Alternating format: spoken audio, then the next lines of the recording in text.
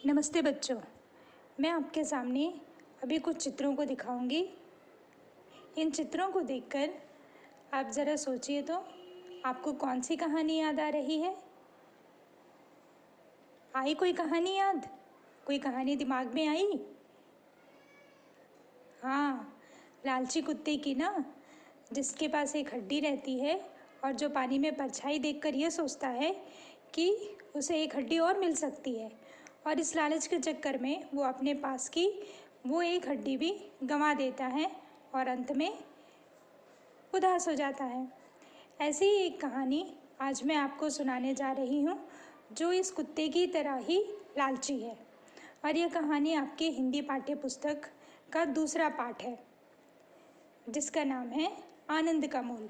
तो चलिए कहानी पढ़ना शुरू करें।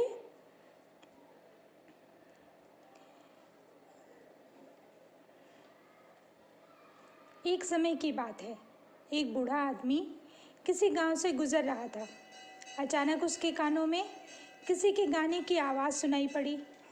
आवाज़ एक झोपड़ी में से आ रही थी। गीत की धुन मीठी और प्यारी थी। बूढ़ा काफ़ी देर तक गीत सुनता रहा। फिर झोपड़ी में झांक कर देखा कि एक छोटी सी लड़की गीत गा रही थी। उसने प्यार से उसकी पीठ थपथपाई और उसे सोने की एक मुहर दी। लड़की का पिता भी वहीं खड़ा था। वह बहुत खुश हो गया। उसे स्वप्न में भी ऐसी आशा नहीं थी। उसने झट से लड़की से मुहर छीन ली। जैसे ही बूढ़ा आदमी जाने लगा, लड़की का पिता चिल्ला कर बोला, अरे ठहरो, जाते कहाँ हो? बकाया तो चुकाते जाओ। बूढ़ा आश्चर्य से उसकी ओर देखने लगा।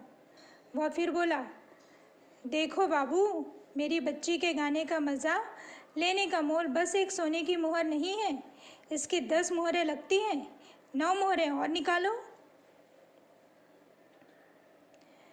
बूढ़ा उसकी चालाकी समझ गया और उसने कहा, मुझे अफसोस है कि इस समय मेरे पास और मुहरें नहीं हैं। कोई बात नहीं, मुहरें नहीं हैं तो टोपी और सोने की जंजीर देते जाओ, लड़की के पिता ने कहा। बूढ़े आदमी ने उत्तर दिया, मैं तुम्हें यह ज़रूर दे देता, लेकिन मेरी यह टोपी और जंजीर घिसी पिटी है। तुम मेरे साथ मेरे घर चलो, वहाँ मैं तुम्हें 100 नई मुहरें दूंगा। और हाँ, जो मुहर मैंने अभी दी है वह भी पुरानी है। तुम उसे लौटा दो और मेरे साथ चलो। 100 मुहरें? तुम सचमुच कोई भले आदमी हो। मैं तुम्हारे साथ चलने को तैयार हूँ। लड़की का पिता खुशी से पागल हो रहा था। उसने बूढ़े आदमी को वह सोने की मुहर लौटा दी और उसके पीछे पीछे चलने लगा। उसके मन में खुशी के लड्डू फूट रहे थे। उसके मुंह से अचानक निकला, बाबा, जानते हो मैं 100 मुहरों का क्या करूँगा? नहीं तो, बूढ़े ने उत्तर दिया, मैं एक महल खड़ा करूँगा।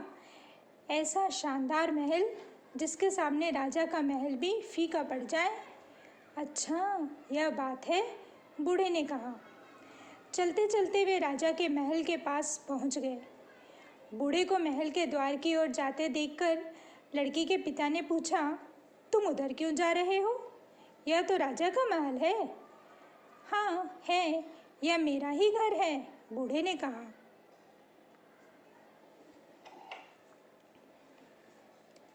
लड़की के पिता ने चौंक कर बूढ़े की ओर ध्यान से देखा। वह भय से कांपने लगा। यह देख राजा ने नम्रता से कहा, तुम्हारी बेटी के गाने ने मुझे 2 पल के लिए आनंद दिया। इसके बदले में 100 मोहरों का वायदा करके क्या मैंने तुम्हें कई पलों का आनंद नहीं दिया? तुम्हारी बेटी के मीठे कंठ स्वर से मैं प्रसन्न हुआ और मेरी मीठी बात से तुम, इसलिए अब तुम यहाँ से खाली हाथ वापस जाओ। इस प्रकार लड़की का पिता अपना सा मुँह लेकर लौट गया।